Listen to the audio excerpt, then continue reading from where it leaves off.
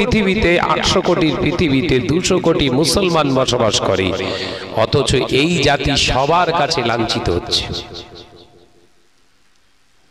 ভাববেন না, আজকে ওয়াকফ অ্যামেন্ডমেন্ট বিল পাস হয়েছে, রুলস রেগুলেশন আইন তৈরি করেছে,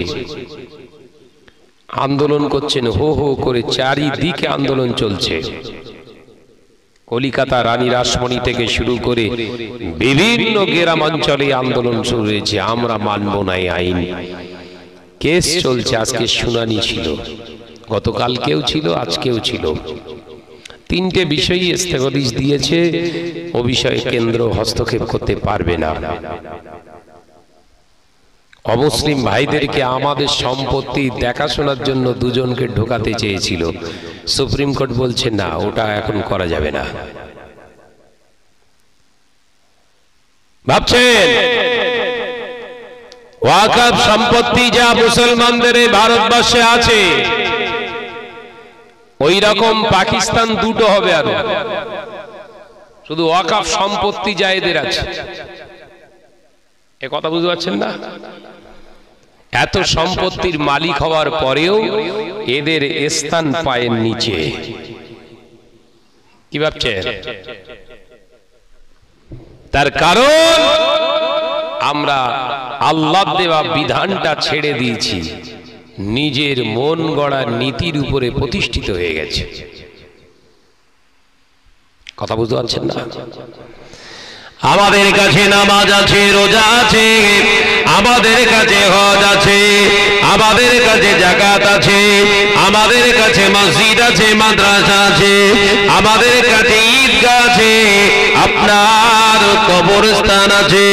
ও মুসলমান, আমাদের কাছে আল্লাহর ভয়, রাসূলুল্লাহর মহব্বত নাই। শুনছেন?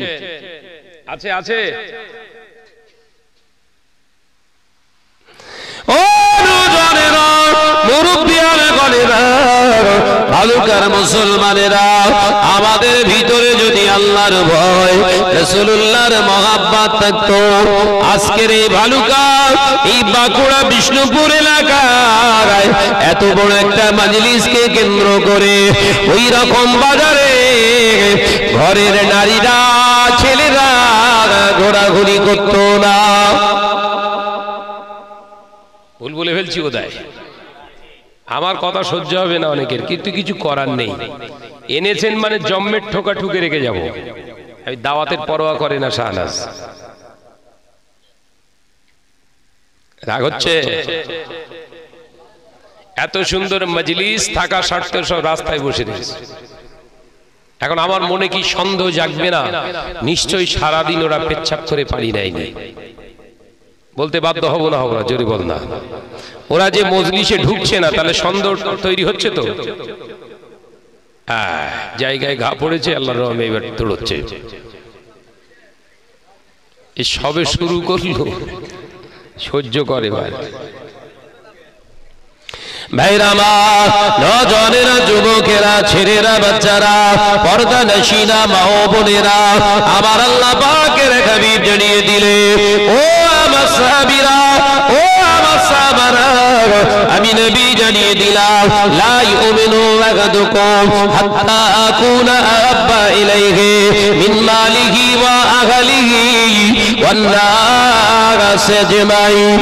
ও আমার সাহাবীরা, আমি নবী তোমাদের জানিয়ে দিলাম, শুনে রেখে দাও, জেনে রেখে দাও, তুমি ততক্ষণ পর্যন্ত মুমিন হতে পারবে না, লা ইউমিনু আহাদুকুম হাত্তা আকুনা আহাব্বা ইলাইহি, যতক্ষণ না পর্যন্ত সবার থেকে আমি রাসূলুল্লাহকে মহব্বত না করতে পারো, মিন মালিহি, দুনিয়া ধন সম্পদ প্রাচুর্য থেকে, ওয়া আহলিহি, তোমার বিবি ছেলেপুলা থেকে, আমি নবী জানিয়ে দিলাম, সবার থেকে আমাকে আগে ভালোবাসতে হবে, বেশি ভালোবাসতে হবে। তবে আমি নবী জানিয়ে দিলাম, তবেই তুমি মুমিন হয়ে যাবে। আমি নবীকে যে মহব্বত করেন না, সবার থেকে ভালোবাসে যে না, আমি নবী জানিয়ে দিলাম, সে মুমিন হতে পারল না। একবার ভালুকার মুসলমানেরা চিন্তা করুন, নবিয়ানা মিম্বার, এটা রাসূলুল্লাহর মজলিস। এই মজলিসকে উপেক্ষা করে যে ঘরের যুবতী মেয়েরা, যে ঘরের নওজোয়ান যুবক ছেলেরা বাজারে হয়ে হয়ে করছে, আল্লাহ রাসূলের হাদিস অনুযায়ী ওরা কি প্রকৃত মুসলমান? আমি হাদিস দিয়ে বোঝাচ্ছি আপনাদের, ফালতু ফালদার কথা বলতে এখানে আসিনি। মুসলমান রাগ হবে, শাহনাজ ভাইজান আমাদের খুব উল্টো পাল্টা বলছে। ভাই উল্টো পাল্টা বলছি না, সিধে সাপটা। এই 2 নম্বরই কারবার করার জন্যই আজকে মুসলমান তামাম পৃথিবীতে মার খাচ্ছে। ও কটা দাঁড়িয়ে রয়েছে, ওরা বোধহয় আজকে সারা দিন গোসল টোসল করিনি বোধহয়, এর ভেতরে ঢুকতে গেলে তো পাক পবিত্রর দরকার হয়।